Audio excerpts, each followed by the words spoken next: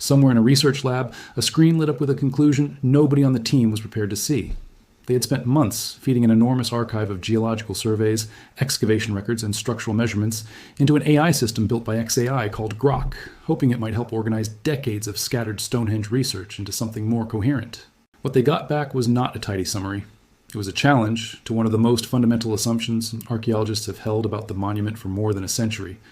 Because if the pattern the system identified holds up, then the story we have been telling about why Stonehenge exists, not just how it was built, but why anyone bothered building it at all, may be missing its most important piece.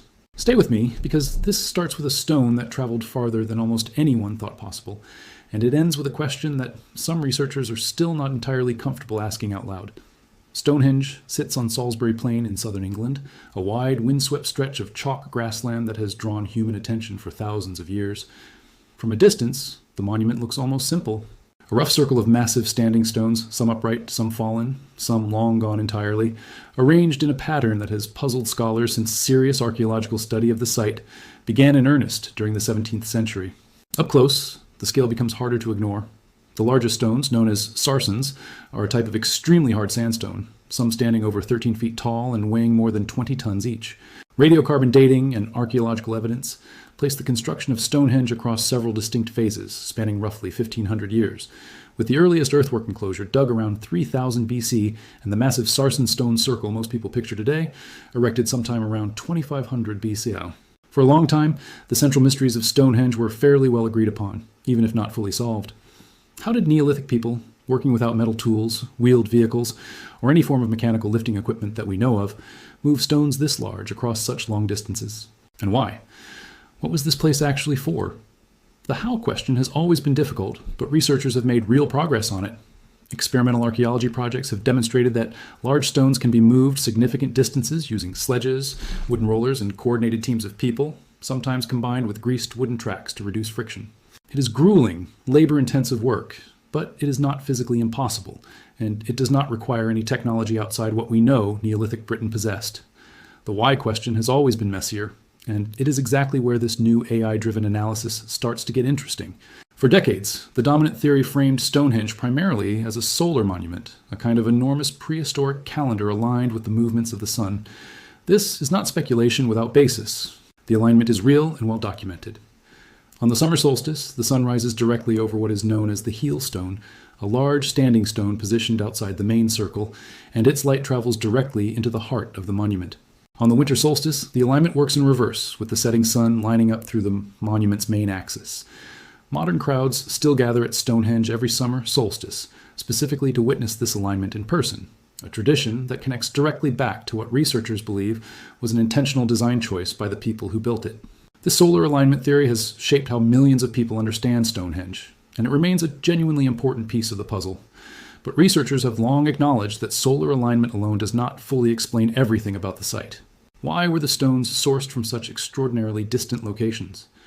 Why does archaeological evidence suggest the site was used for burial practices across a period of many centuries? Why do nearby settlements show evidence of massive seasonal gatherings that seem to have involved far more than just watching a sunrise? This is where the story of the Bluestones becomes essential, because it is one of the strangest and most well-documented puzzles in the entire history of the monument. Stonehenge is not built entirely from local stone.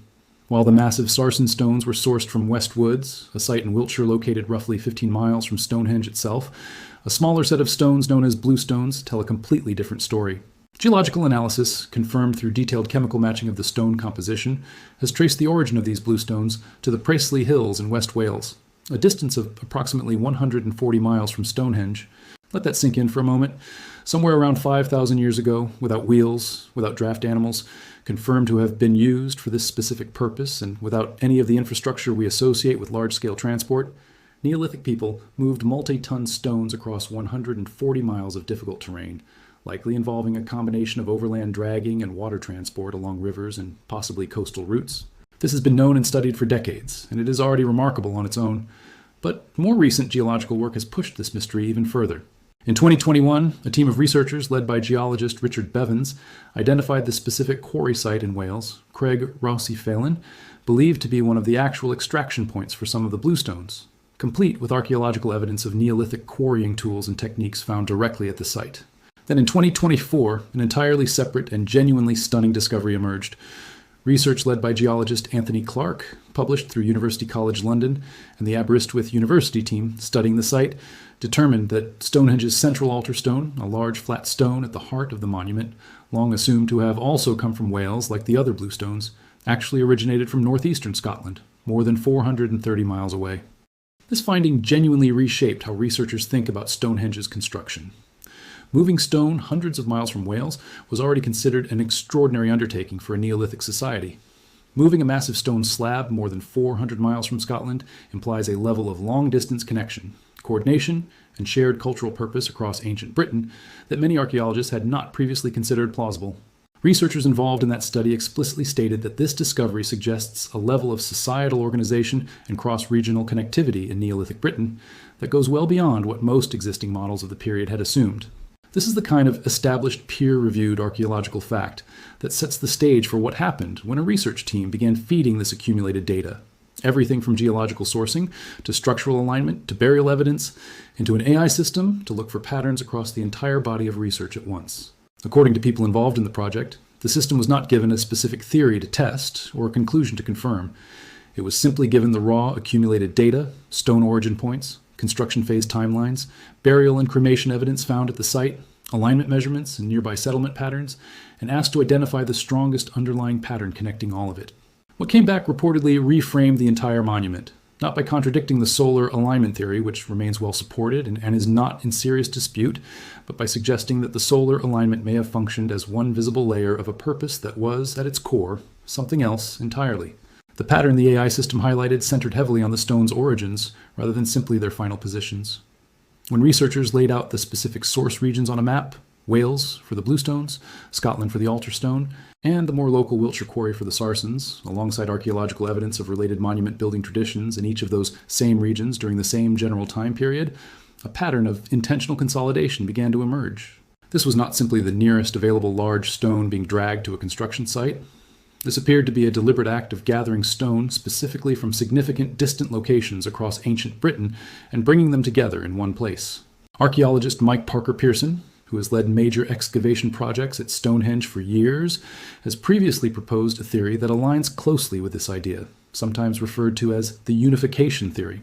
Under this theory, Stonehenge functioned as a monument specifically meant to represent and physically embody the unification of different regional communities across Neolithic Britain, with stones deliberately sourced from each contributing region as a literal physical statement of shared identity and connection. The 2024 altar stone discovery, tracing that stone specifically to Scotland, has been cited by researchers as some of the strongest physical evidence yet in support of exactly this kind of interpretation. This is where the AI analysis reportedly added a layer of nuance that pushed past what had been previously proposed. When cross-referencing burial evidence found at the site against the construction timeline, researchers noted that cremated human remains have been recovered from Stonehenge dating across a span of several centuries, both before and during the major construction phases. This has led some archaeologists, including Parker Pearson's team, to describe Stonehenge as functioning, at least in part, as a burial ground and memorial site for community leaders or otherwise significant individuals, potentially drawn from across the different regions the stones themselves originated from. If that interpretation holds, the picture that emerges is genuinely different from the popular image of Stonehenge as primarily a solar observatory or astronomical calendar. Instead, it becomes something closer to a monument of memory and unity, a place where distant communities symbolically merge their identities by literally bringing pieces of their home landscapes together, and where the remains of significant individuals from those communities may have eventually been laid to rest. The solar alignment under this reframing does not disappear from the story. It remains real, well-documented, and clearly intentional. But it may have functioned less as the primary purpose of the monument and more as a shared symbolic language, a way of marking sacred time that different communities could all recognize and gather around, layered on top of a deeper purpose centered on unification and memorial. Nearby archaeological evidence supports the idea that Stonehenge was part of a much larger ceremonial landscape rather than an isolated structure. Durrington Walls, a large Neolithic settlement located just under 2 miles from Stonehenge, has been extensively excavated and shows clear evidence of having hosted massive seasonal gatherings.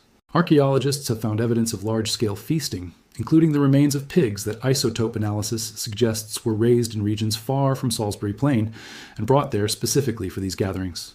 This settlement is believed to have housed the workers and communities involved in constructing Stonehenge, and its scale suggests gatherings involving many hundreds, if not thousands, of people at certain points in the year, most likely timed around the winter solstice, based on evidence, including the specific ages of pigs slaughtered at the site. When this settlement pattern data was included in the broader analysis, the AI reportedly reinforced the same underlying theme. This was not simply a construction site where laborers happened to camp nearby. This appeared to be evidence of a recurring, large-scale cultural event, something that brought people together repeatedly over generations, potentially from many different regions across Britain, centered specifically around this location and its evolving monument. There's another piece of this puzzle worth including carefully, because it remains genuinely debated among researchers rather than settled fact.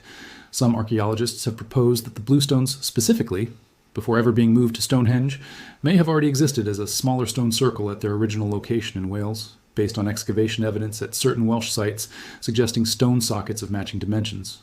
Under this theory, sometimes called the dismantled monument hypothesis, Stonehenge would represent not just stones gathered from distant regions, but potentially an entire earlier monument that was deliberately taken apart in Wales and physically reconstructed on Salisbury Plain, an act that would carry enormous symbolic weight if true.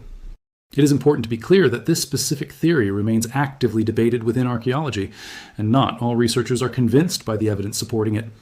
But it fits within the same broader pattern that the AI analysis reportedly surfaced, a monument built not simply from convenient local material, but through the deliberate, difficult, and clearly symbolically important act of bringing meaningful stones from distant, specific places together in one location. So what does this actually mean for how we understand Stonehenge going forward? It does not mean the solar alignment theory was wrong. The alignment is real, it is measurable, and it was almost certainly intentional. What this broader analysis suggests is that the alignment may represent one visible, symbolic layer built on top of a deeper and more socially significant purpose, a monument designed to physically represent the unification of distant communities across ancient Britain, built through the literal transportation and combination of stones carrying deep regional and possibly ancestral significance, used over centuries as a site for large gatherings, seasonal ceremonies, and the memorial or burial of significant individuals. This reframing matters because it shifts Stonehenge from being understood primarily as an isolated architectural or astronomical puzzle into something that looks much more like a deliberate political and spiritual project. An attempt by early Neolithic communities across a wide stretch of the British Isles to create a shared physical symbol of connection at a moment in prehistory when regional identities across Britain may have been undergoing real significant change. The recent discovery connecting the altar stone specifically to Scotland, published in 2024, remains one of the most significant pieces of physical evidence supporting this broader interpretation. And researchers involved in that study have been fairly direct in stating that it forces a meaningful reconsideration of how socially and logistically connected different regions of Neolithic Britain actually were. Moving a stone that far, using only the technology and transport methods available roughly 5,000 years ago, implies networks of cooperation, shared purpose, and long-distance coordination that go well beyond what many earlier models of this period assumed was possible. There remain real, unresolved questions in this story that honest researchers continue to investigate, rather than claim to have fully answered. The exact method used to transport the altar stone more than 400 miles from Scotland remains genuinely uncertain, with researchers proposing possibilities ranging from primarily overland routes to significant use of coastal and river transport by boat, but no definitive route has been confirmed. The precise social or political structures that would have allowed for this kind of coordinated, multi-generational, cross-regional project remain a subject of ongoing archaeological debate, and the specific significance of individual burials found at the site, exactly who these people were and what role they played in the communities the stones represent, remains only partially understood.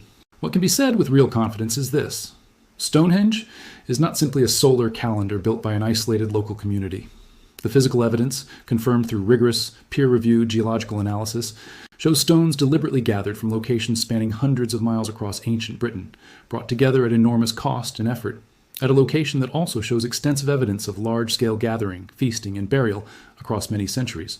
Whatever the full social and spiritual meaning behind that choice actually was, the physical evidence makes clear that Stonehenge represents something far more ambitious and far more deeply connected to a much wider prehistoric Britain than the image of a simple, isolated stone circle has ever fully captured. The AI analysis in this case did not discover new physical evidence on its own. What it did was take an enormous, scattered body of legitimate archaeological research, decades of separate geological studies, excavation reports and settlement surveys, much of it published in different papers by different research teams over many years, and identify a unifying pattern connecting all of it at once. A pattern that individual specialists working within their own narrow area of expertise had each contributed pieces of without necessarily seeing the full picture emerge together in one place. That, in the end, may be the most genuinely significant part of this story. Not a single dramatic new discovery, but a demonstration of how much more clearly a very old mystery comes into focus once decades of scattered, specialized research are finally viewed together as a single connected whole.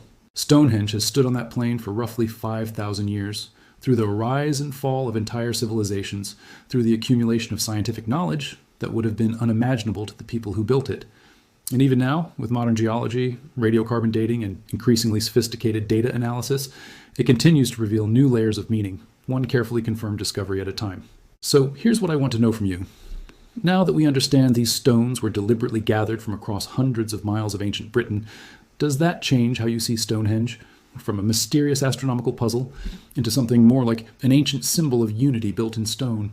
Leave your thoughts in the comments, because this is exactly the kind of mystery that gets richer the more perspectives get added to it.